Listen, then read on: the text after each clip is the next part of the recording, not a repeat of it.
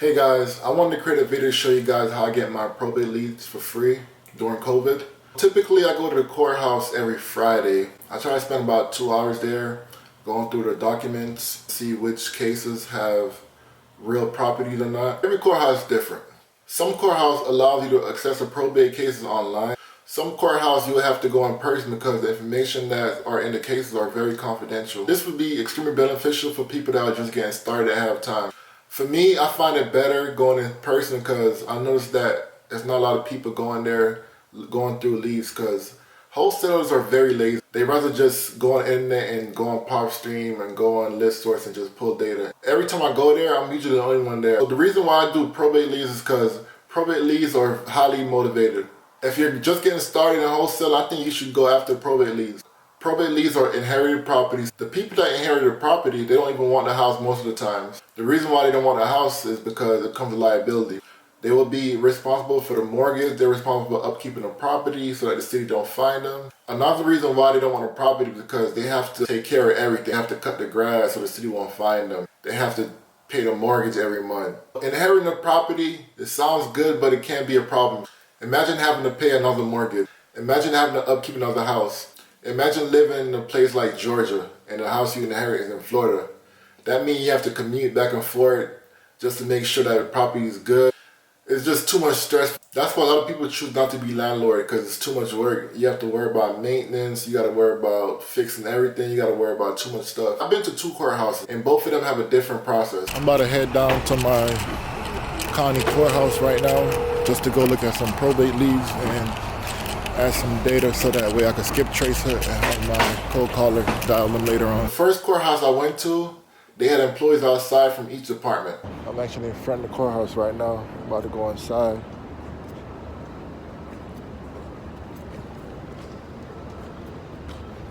Basically what you do is you want to go to the table and they're going to ask you certain questions related to COVID. After you tell them that you're not having any symptoms, they're going to check your temperature. Once you get to the table, your courthouse might be different. You might not have a table. You might just be able to go right in.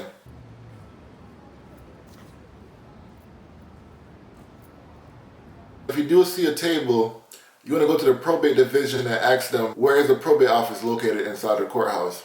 You need to talk to the workers because they will lead you to the right direction. It's important that you network and talk to these people. Once you go inside the office, you just talk to the receptionist and ask her where the probate record is being kept at. Sometimes you have to go on the computer, find it case by case, or sometimes they'll have a folder where you just go to the folder with all the records there. So the first courthouse I went to, they actually had a folder, like a big binder. What you want to do is you want to get the folder and go inside a separate room. You are allowed to bring your phone inside the courthouse. You want to take a picture of every case that include real property in it. Do not take a picture of every case. Every probate case will not have real property inside of it. Make sure to go through each case page by page and make sure that they have a real property inside there. In this video, I'm going to show you what to look for in these cases. So the first page usually just give you the information of the person that died and the person that's going to be inheriting their assets. These documents are updated every day. So every day, if there's a case available, the people from the probate division, they will add a file to the folder.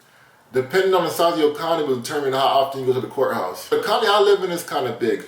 So I want to go there every week because I know that they're going to have some cases there. If you live in a smaller county, you might not want to go there every week. You might want to go there every 2 weeks or once a month because for the smaller counties, there's not much going on. Basically what I do is I go through each case and look for the ones that include real property. But if they have a real property in there, I take a picture of it. Once I get the picture of all those cases that include real property, I then go home and go through each picture. What I do next is I open up Microsoft Excel and then I create a column for the descendant, the person that died, the address of the property they own, a column for the person that inherited the property, their name and their address. The reason why you need a person that inherited the property name is and address is because you will need to skip trace the person that inherited the house. That way you get a phone number so you can cold call them. If you choose to send mail, you'll just send a postcard out to the person that inherited the house address and use the address of the property on there. And you could include a picture of the property as well. For my business, I do cold calling. Just create a new Excel spreadsheet and input all the information I need for each file. The other courthouse I went to is kind of different. They didn't have a table at the front desk. You could just walk right in. Once you get to the front entrance, you'll have to go through a bunch of security. It's like going through a TSA at the airport. You're gonna have to empty your pocket, take off your shoes, take off your belt, empty your purse, And then once you go through the security, you just follow the signs.